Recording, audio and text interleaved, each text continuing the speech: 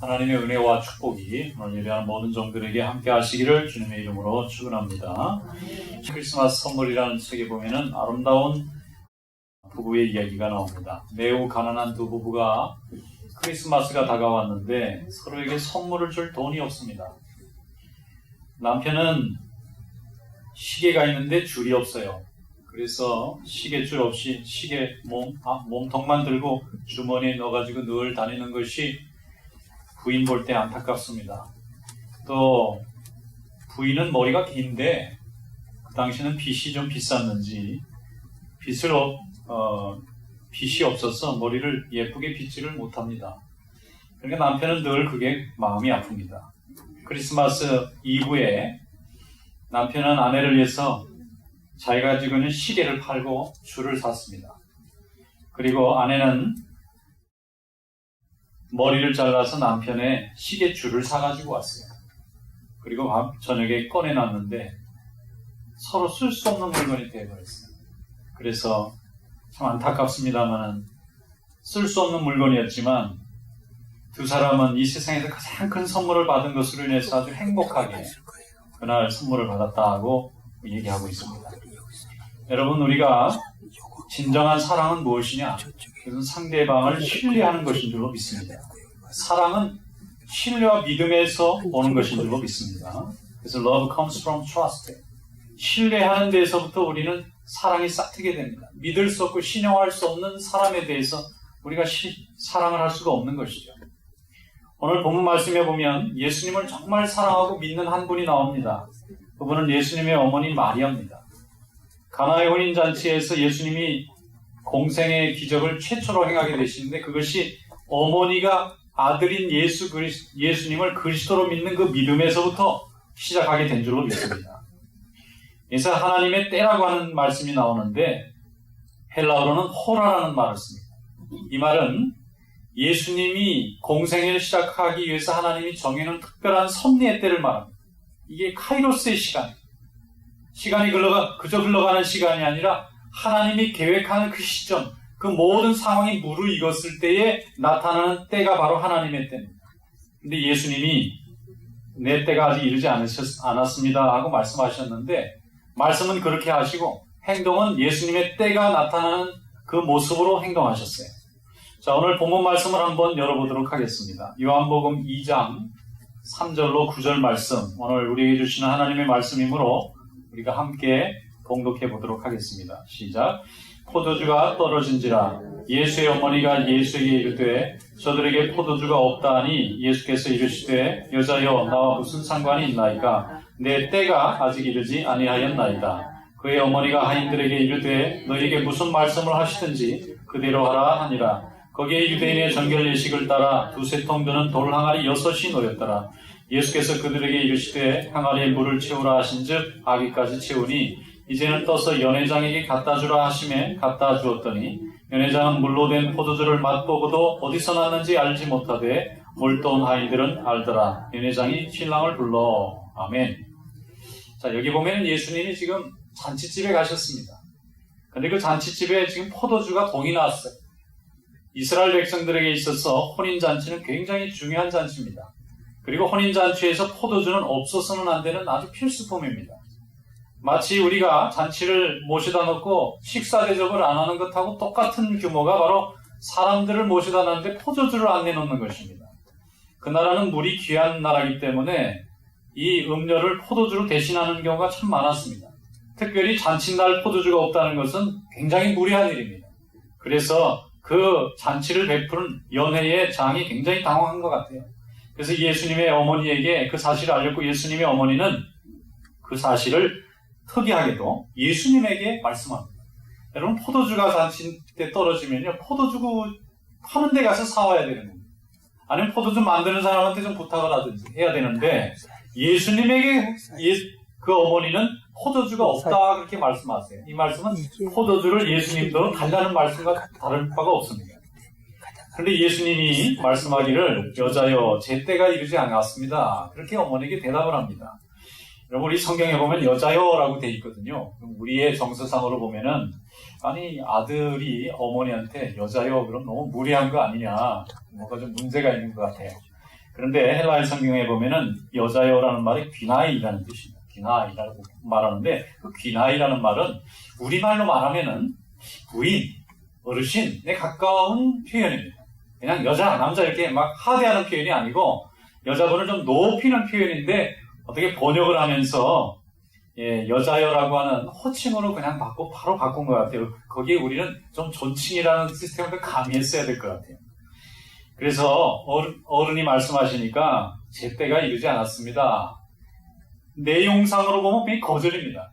예수님께서 포도주를 좀 만들어달라는 어머니의 부탁에 대해서 제가 지금 할 때가 아닙니다 하고 거절을 하셨는데 그 다음에 예수님의 행동은 말로는 분명히 노여셨는데 행동은 예스로 행동하세요.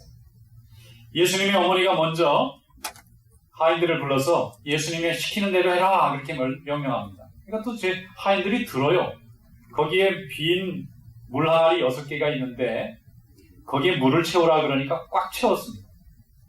그리고 나서 예수님이 말씀하기를 그 하인들더러 이제 잔치상에 좀 갖다 줘라 그러니까 그걸 퍼가지고 가져갔는데 다 포도주로 바뀌었어요. 이게 가다가 포도주로 바뀌었는지 예수님 말씀하실 때 포도주로 바뀌었는지 또 갖고 갈 때 혹은 먹을 때 바뀌었는지는 아무도 모르지만 그 과정을 하인들은 다 알고 있습니다. 그래서 예수님께서 그 첫 이적을 행하셨던 것에 대해서 요한은 쓰기를 예수님이 하나님의 아들로 이 세상에서 했던 첫 번째 기적이 바로 이 가나의 혼인잔치에서 있었던 예수님이 물을 포도주로 바꾼 사건이다 그렇게 기록합니다.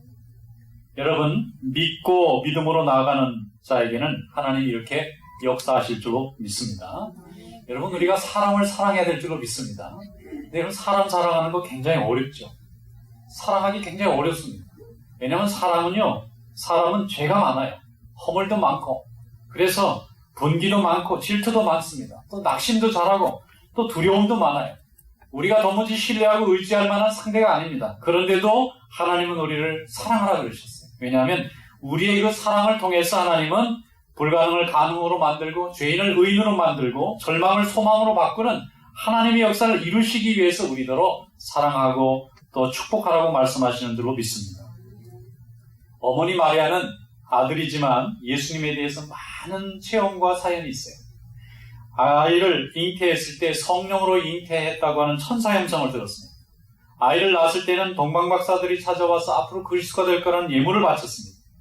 난지 8일 만에 성전에 올라와서 할례를 행할 때는 거기에 오래된 제사장이 그 아이를 듣고 하나님께서 보낸 메시아라고 너무 기뻐했어요.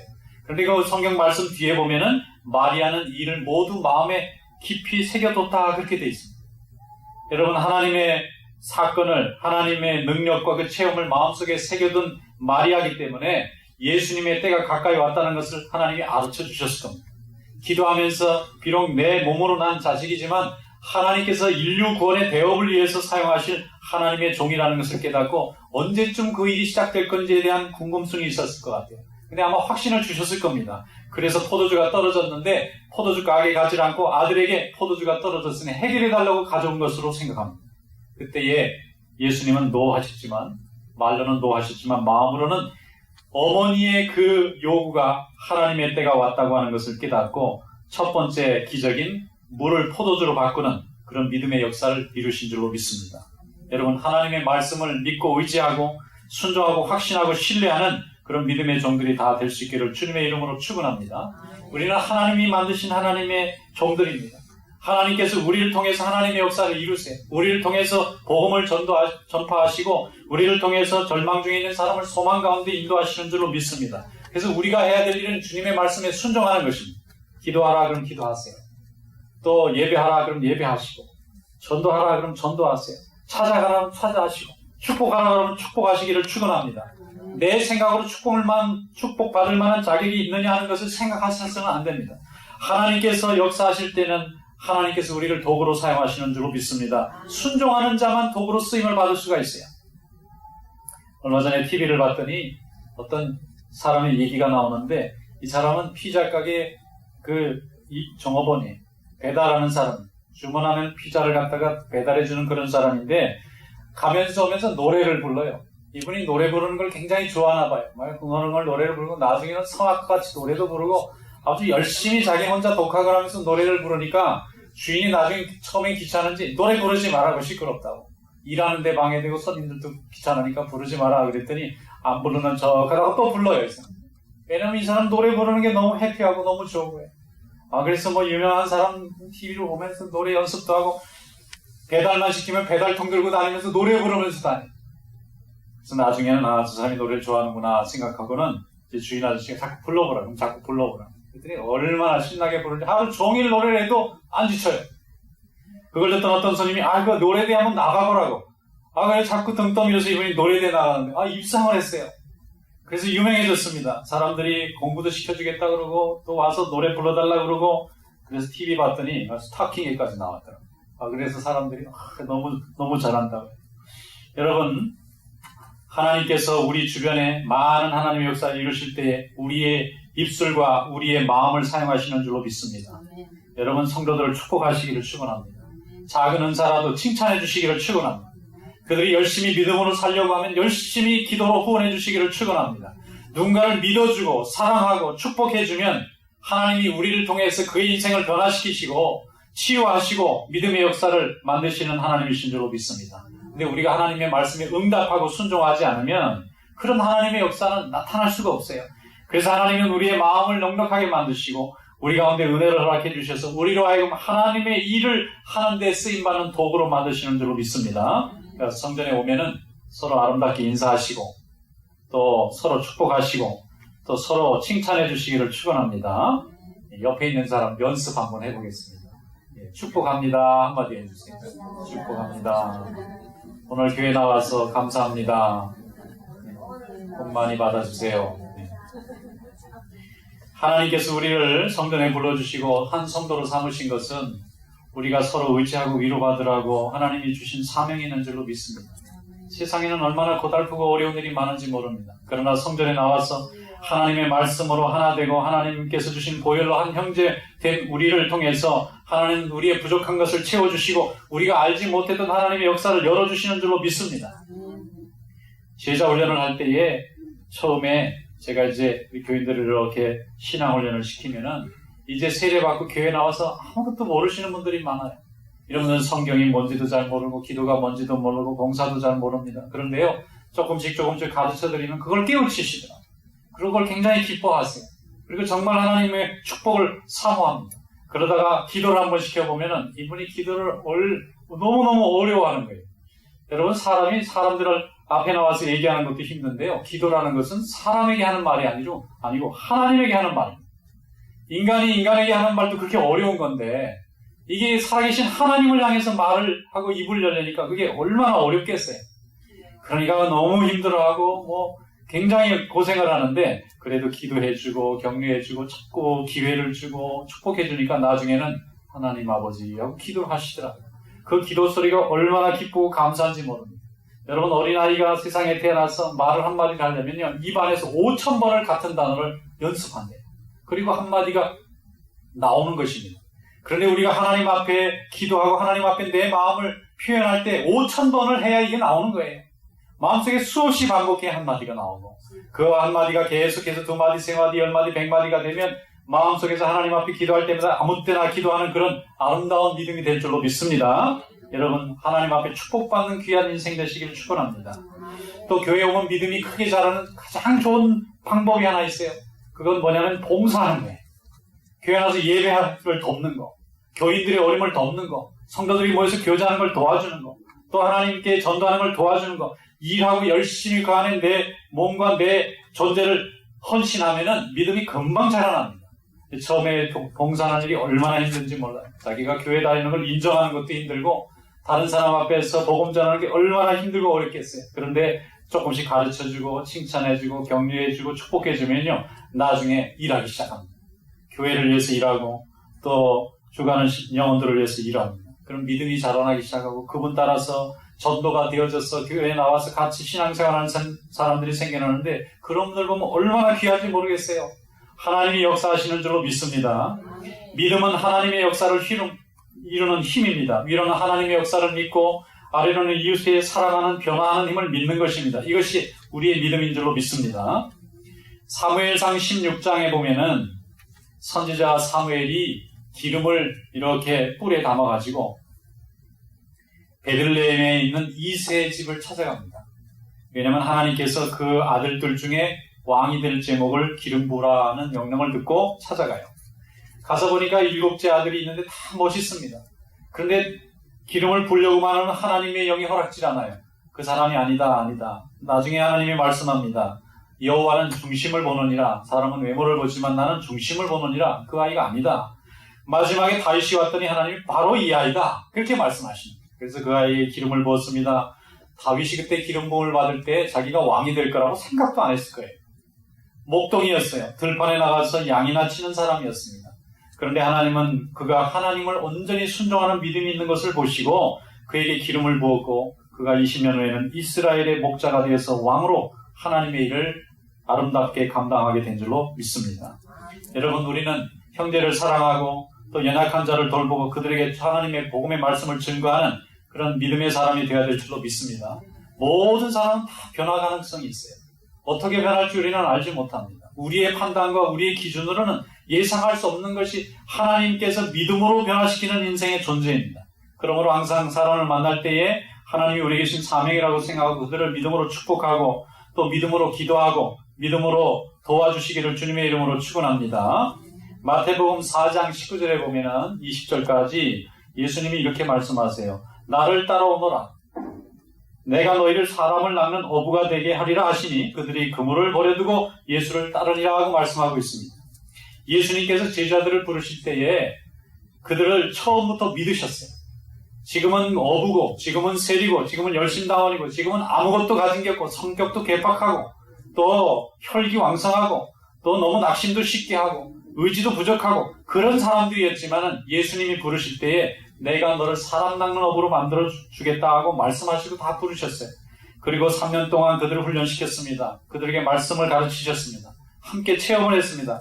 또 함께 하나님의 역사를 이뤄갔습니다. 나중에 예수님이 부활승천하신 후에 그 12사도는 모두 예수님의 기대와 소망대로 모두 위대한 사도가 되어져서 세상을 구원하고 교회를 세우고 복음을 증거하는 귀한 종들로 하나님 만들어주신 줄로 믿습니다. 여러분, 믿음은 일단 트러스트하는 데 있어요. 믿어주고 그 다음에 하나님이 우리에게 주신 가장 놀라운 권한인 축복해주고 그러면 성도가 성도되고 하나님의 역사가 이루어질 줄로 믿습니다. 성도는 인간의 눈으로 서로 바라보는 존재가 아니라 믿음의 눈으로 서로 바라보는 존재입니다. 인간의 눈으로 보면 아무것도 자랑할 것이나 본받을 것이 없습니다. 그러나 믿음의 눈으로 보면 모두가 다 가능한 존재가 됩니다. 하나님이 이루실 꿈을 바라볼 수가 있게 됩니다. 우리는 죄인이지만 구원받은 성도고 무능한 자지만 예수의 능력 안에서 유능한 자로 바뀌는 그런 축복이 있는 줄로 믿습니다. 임파서블이 파서블로 바뀌는 그런 믿음의 축복이 있는 줄로 믿습니다. 빌립보서 4장 13절에 말씀하기를 내게 능력 주시는 자 안에서 내가 모든 것을 할 수 있느니라고 말씀했어요. 여기서 내게 능력 주시는 자가 누굽니까? 우리 하나님 아버지, 우리의 주인이 되시는 줄로 믿습니다. 하나님을 믿는 믿음 안에서 이루는 거예요. 사람의 혈기나 능력으로 이루는 것이 아니라 내게 능력 주시는 자 안에 있을 때 일어나는 것입니다. 이것이 바로 믿음의 사람의 능력이고 믿음의 사람이 가지고 있는 축복인 줄로 믿습니다. 그래서 야고보서 5장 16절에도 말씀하기를 너희 죄를 서로 고백하며 병이 낫기를 위하여 서로 기도하라. 의인의 간구는 역사하는 힘이 많으니라. 그러고 말씀하고 있습니다. 여기 보면은 서로 고백하라는, 서로 기도하라는 거죠. 혼자 기도하는 것이 아니라 같이 모여서 기도하는 것입니다. 혼자 일하는 것이 아니라 같이 모여서 일하는 것입니다. 서로를 위해서 기도하고 축복하면 서로의 신뢰가 형성이 됨으로 인해서 그 가운데 믿음의 역사가 나타날 때 아름다운 열매가 나타나게 될 줄로 믿습니다. 우리는 인간을 신뢰하는 존재가 아닙니다. 인간은 신뢰할 수가 없어요. 죄인입니다. 그러나 믿음을 신뢰하는 것입니다. 죄인이지만 그 가운데 하나님을 믿는 믿음이 있기 때문에 하나님의 역사가 나타나게 되는 줄로 믿습니다. 여러분, 사도 바울이 본래 사도가 될 수 있는 가능성이 전혀 없었던 사람입니다.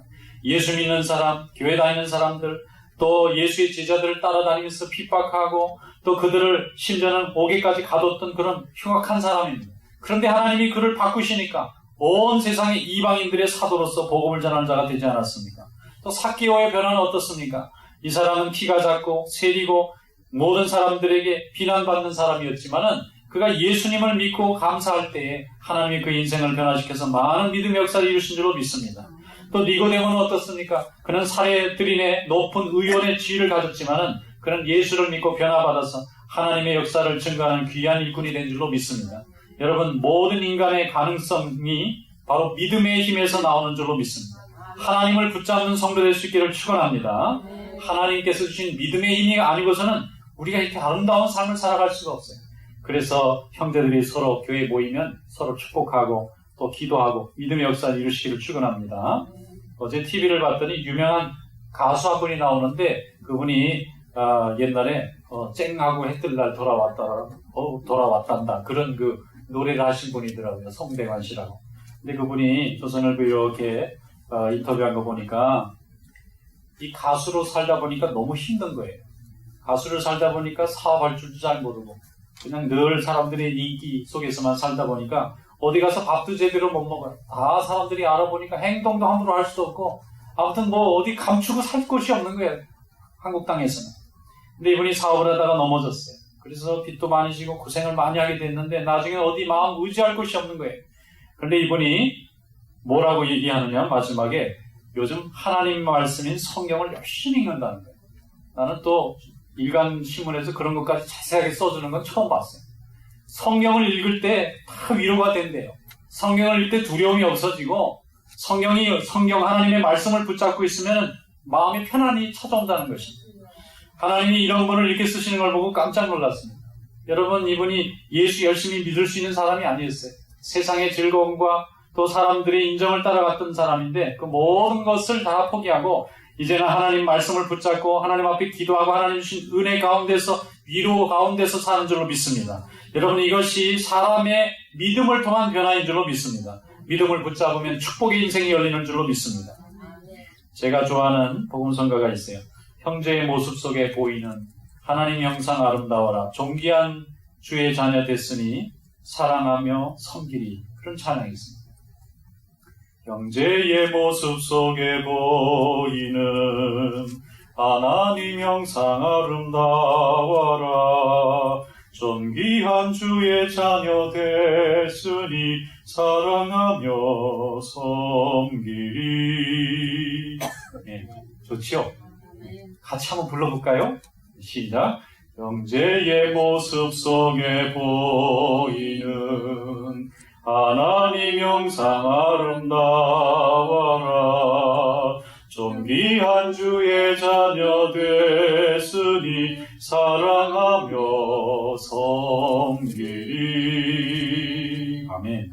우리는 형제의 모습 속에서 하나님의 형상을 보는 존재인 줄로 믿습니다. 인간의 허물과 죄를 보는 것이 아니라 하나님이 역사하셔서 변화될 가능성의 모습을 보는 것입니다.